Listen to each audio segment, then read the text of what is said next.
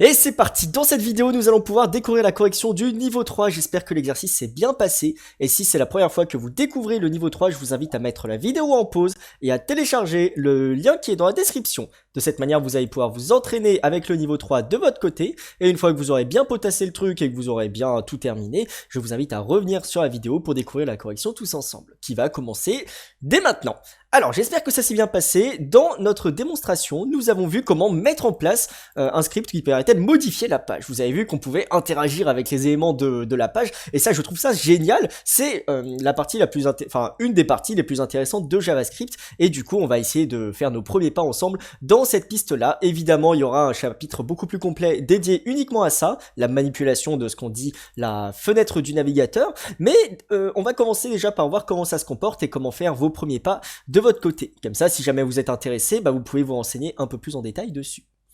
Alors, voici le premier exercice. Nous avons un titre de type H2. H2 qui veut dire que c'est un titre qui est un peu plus gros, un peu légèrement plus petit que le titre H1 qui est le plus gros possible. Et donc ce titre-là, voilà, il est écrit tout en rouge et son identifiant est égal à titre. C'est intéressant, on va regarder en quoi ça nous sert pour plus tard. Ce que nous devons faire, c'est que dans le script.js qui se trouve juste là, eh bien, on modifie la couleur du titre pour que son texte soit bleu et non rouge. Alors, là, qu'est-ce qu'on regarde dans le script? On peut voir des informations qui peuvent nous mettre un peu sur la piste, pardon. Ici, nous avons des commentaires, je vous invite à les lire parce que ça vous permettra de vous mettre sur la piste pour la suite. Donc nous, ce que nous avons, c'est qu'on a un titre qui a été stocké quelque part, on l'a récupéré comme ceci, et ensuite on a modifié sa couleur en red. Normalement, si jamais vous aimez bien tester un petit peu à tâtons, vous aurez sans doute eu le réflexe de tester comme ceci, blue, comme ceci, alors attendez, blue en anglais, c'est beaucoup mieux, et si jamais on relance, alors là, on voit qu'il n'y a rien qui a fonctionné parce que j'ai pas édité le bon script, il me semble. Ok, demi-tour, hop, on va ouvrir celui-là, voilà. Tout à fait, en effet, j'étais bien sur le niveau 3, mais c'était le niveau 3 de base et pas la correction. Désolé pour le dérangement, on est reparti. Donc là, normalement, si jamais on modifie red en blue, on devrait s'attendre à un petit résultat. Si jamais on relance, on voit bien que c'est bien modifié en blue. On peut également modifier en green comme on veut, comme ceci. Et si jamais on a envie de modifier en hexadécimal, si jamais vous êtes plus à l'aise avec, pas de problème, je ne connais personne qui est plus à l'aise avec ça, mais pourquoi pas. Si vous voulez une couleur un peu plus précise, vous pouvez très bien lancer une couleur comme ceci au hasard. Après, si jamais vous êtes sur un éditeur de code assez avancé, vous pouvez sélectionner votre couleur comme ceci, ça change pas de souci, normalement il devrait le reconnaître, même si on est en JavaScript. Vous l'aurez compris, du coup peut-être, c'est que on peut utiliser la même couleur que celle qu'on utiliserait en CSS. Si jamais on devait le faire en CSS, on devrait faire quelque chose qui ressemble à ceci. Attention, et youp, voilà, je vais détacher l'inspecteur, comme ça, voilà, super. Si jamais on devait le faire en CSS, qu'est-ce que ça vous donnerait? Ça vous donnerait quelque chose comme ceci. On a notre H1 ici, on devrait lui donner une couleur, oh bah tiens, une couleur qui serait égale à red, comme ceci. Et le résultat serait sensiblement le même. Là où ça devient super intéressant, c'est que finalement, le couleur qui se trouve ici et le color qui se trouve ici, est-ce qu'il n'y aurait pas une similitude entre les deux? Ce que je propose, c'est qu'on essaye de modifier autre chose, cette fois-ci, pas seulement la couleur, mais on va s'amuser à modifier la taille de notre texte. Pour ça, en CSS, il va falloir qu'on utilise quelque chose comme ça, font size, qui serait égal à, je sais pas, 4M par exemple, pour le rendre beaucoup plus gros. Et du coup, on va se demander, est-ce qu'il n'existerait pas une propriété qui ressemble en JavaScript? Alors on va reprendre simplement le même style, et on va modifier, au lieu d'utiliser color, on va utiliser font size. Et là, on peut voir que mon éditeur me propose plusieurs choses. Font style, font size. Oh, font size, tiens, quelque chose qui ressemble à notre code. On va garder la notation des petits guillemets, et puis on va essayer de mettre 4M pour voir ce que ça donne. Si jamais on relance, oh, le titre est devenu énorme, super. J'ai l'impression que ça a bien fonctionné, donc c'est magnifique. On peut peut-être partir du postulat que du coup, il est possible de modifier n'importe quelle propriété CSS depuis un fichier JavaScript, et c'est là où ça commence à devenir vraiment intéressant. Je répète, ce qu'on vient de découvrir, peut-être découvrir, on n'est pas sûr encore, ensemble, c'est que si jamais on utilise style sur un élément et qu'on utilise une propriété CSS, on peut le modifier comme si on utilisait du CSS normal.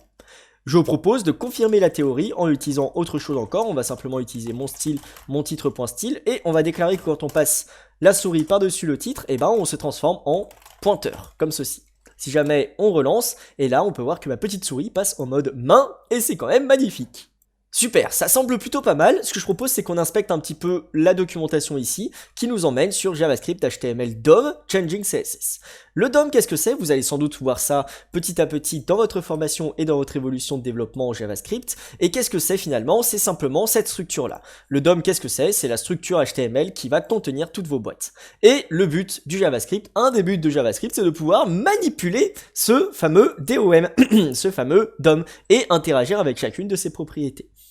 Ici, nous avons un magnifique exemple. Donc là, on va récupérer un élément, on va changer son style et surtout sa propriété et on va lui donner la propriété en question. Ici, nous avons un formidable exemple. Il va dire simplement qu'il va prendre l'élément dont l'ID est égal à P2 et du coup, il va modifier son style de manière à ce que sa couleur soit égale à bleu. Si jamais on clique ici, on a un petit exemple Try it yourself et si jamais on a envie de le changer, on peut le faire aussi. Comme vous pouvez le voir ici, c'est super intéressant parce qu'on peut même modifier la police, la manière d'écrire, etc. Et du coup, on peut utiliser nos petites expériences ici aussi s'il y a besoin. Excellent! Ok, donc c'est intéressant. Alors maintenant, ce qu'on va faire, c'est qu'on va essayer de s'approprier l'exercice plus en détail. Donc là, nous, ce qu'on a, c'est qu'on va essayer de modifier le texte de manière à ce que ça soit bleu et pas rouge. Retournons en arrière, du coup, comme ceci. Et du coup, là, on avait style color égale red. Ce qu'on va faire déjà en premier lieu, c'est qu'on va lire un petit peu le code. Vous savez quoi, on va simplement se contenter de suivre la consigne et on va voir si c'est pas introduit un peu plus tard.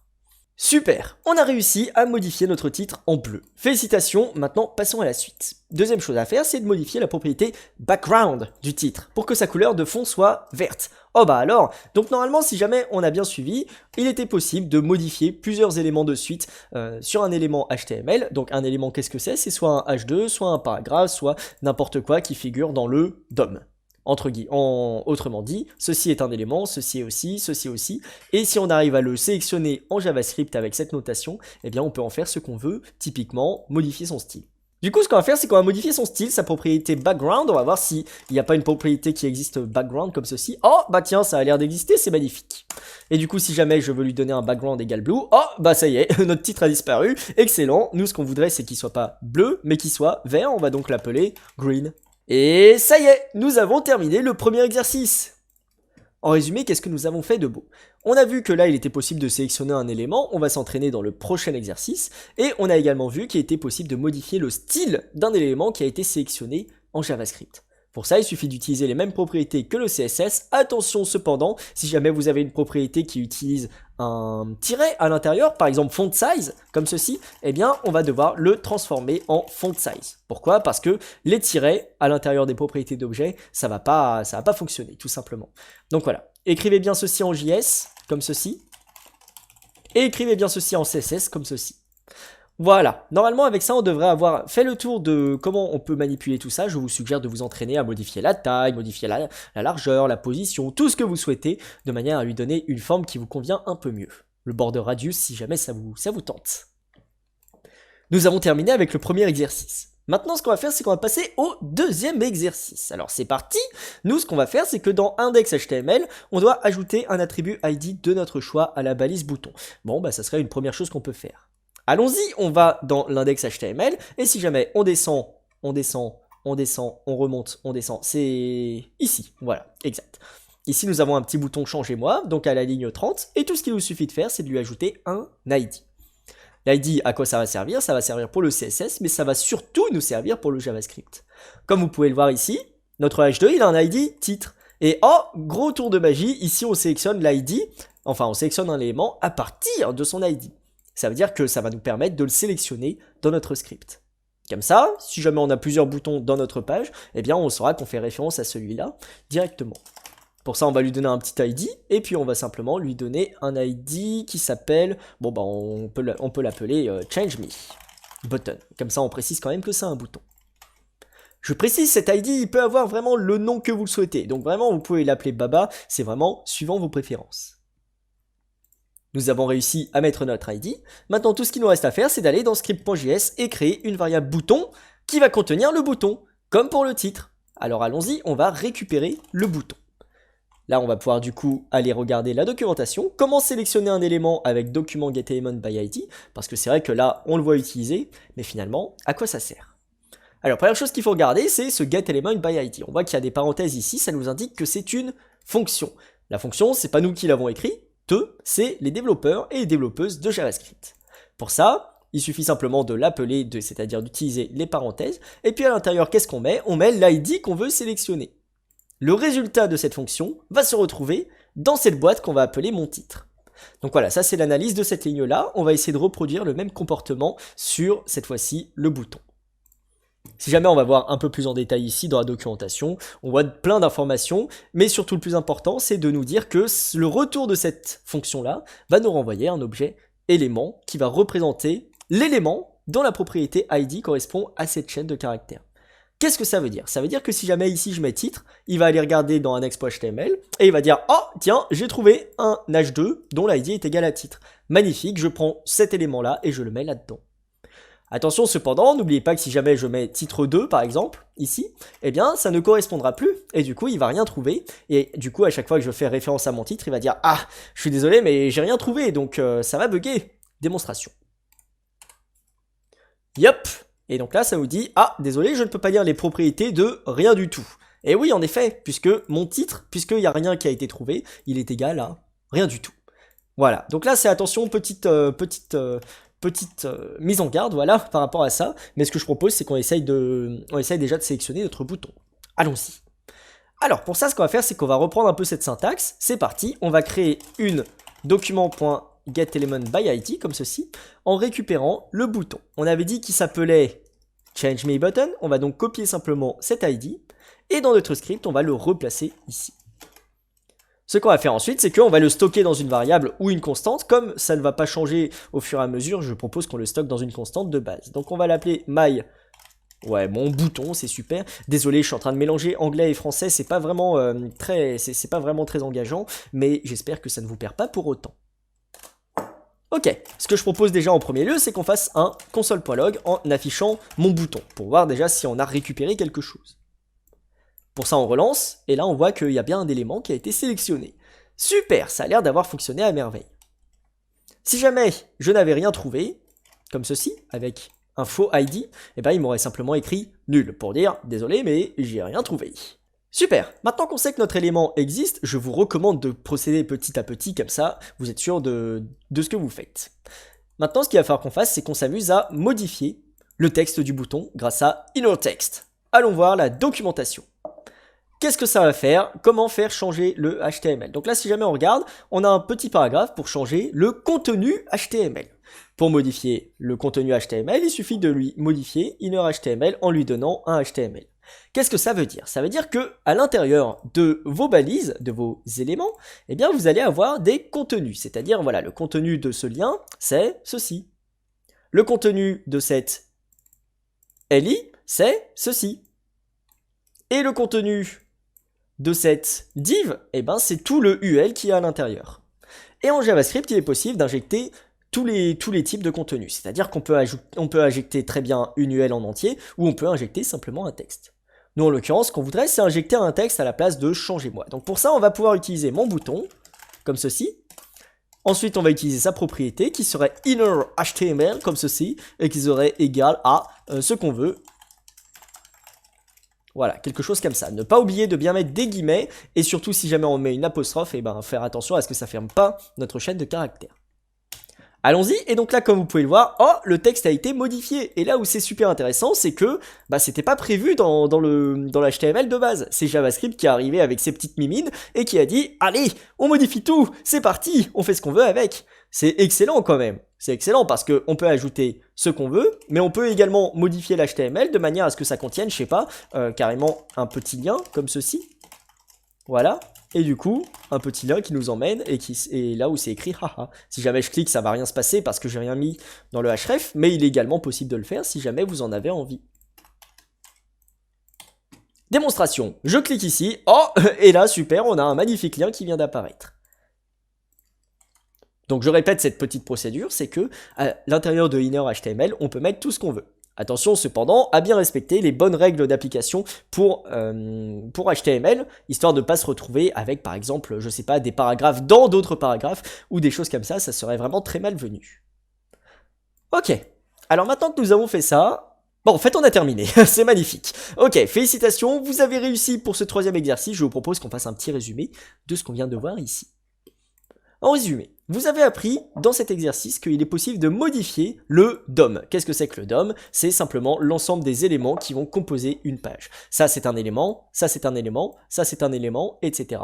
Ce gros cadre c'est un élément aussi, et du coup il est possible de modifier chacun de ces éléments.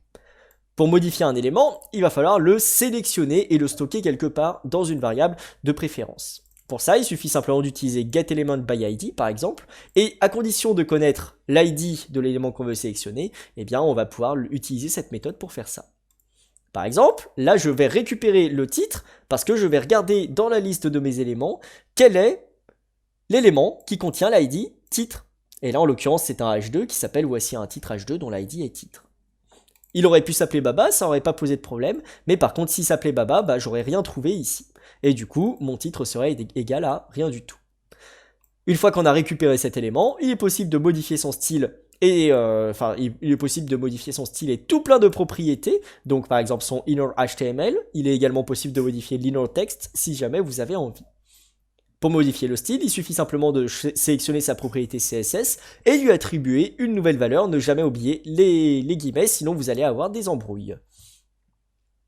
Si jamais vous avez une propriété CSS qui devrait avoir un tiret qui sépare les deux, eh bien n'oubliez pas de bien le remplacer par simplement une lettre majuscule à chaque nouveau mot en JavaScript. Normalement vous devriez être aidé par votre éditeur de code, mais on ne sait jamais. Si jamais vous ne savez pas, cherchez simplement font size JS et vous allez trouver très facilement. Il est également possible d'injecter du code à l'intérieur d'un autre code, c'est-à-dire par exemple là on avait un bouton, on avait récupéré son ID ici, et du coup on l'a récupéré le bouton sous forme d'élément, et une fois qu'on a eu cet élément, il était possible de modifier son code de manière à changer son inner HTML, c'est-à-dire tout ce qui va se trouver à l'intérieur de ce bouton. En l'occurrence là c'était ça. Si jamais on modifie le inner HTML de la classe consigne, par exemple, on pourrait modifier tout ça si jamais on avait envie. Injecter un paragraphe, injecter un UL, etc. Ça poserait aucun souci. Et ça, c'est magnifique. Dernière chose qu'il est important de savoir, c'est que du coup, le inner HTML peut contenir soit du texte, soit quelque chose d'un peu plus complexe, comme carrément une balise avec une autre balise à l'intérieur. Il est tout à fait possible de le faire. Je vous ai mis cette petite ligne de code en commentaire ici, qui vous permettra du coup de tester pour voir comment ça se comporte. Pour la suite, ce que je vous invite à faire, c'est d'essayer de manipuler un petit peu votre environnement, essayer de modifier un petit peu le padding, le border radius, les marges, les machins, les trucs, pour vous entraîner un petit peu. Je vous recommande également de vous entraîner à utiliser le Query Selector, même si on verra ça un petit peu plus tard, mais le Query Selector peut-être vous permettra de sélectionner plusieurs choses en même temps. Exemple, là vous pouvez voir qu'il existe plusieurs LI, et du coup sachez qu'il est possible de sélectionner tous les LI, c'est-à-dire tous les éléments de liste, d'un seul coup, et de les modifier un par un. Démonstration. Alors vous savez quoi, je crois qu'on a fait la démonstration tout à l'heure, donc je vais m'arrêter là. C'est tout pour la correction du niveau 3. Bravo aux personnes qui ont essayé et celles qui ont réussi, et on se donne rendez-vous pour le niveau 4. Bon courage!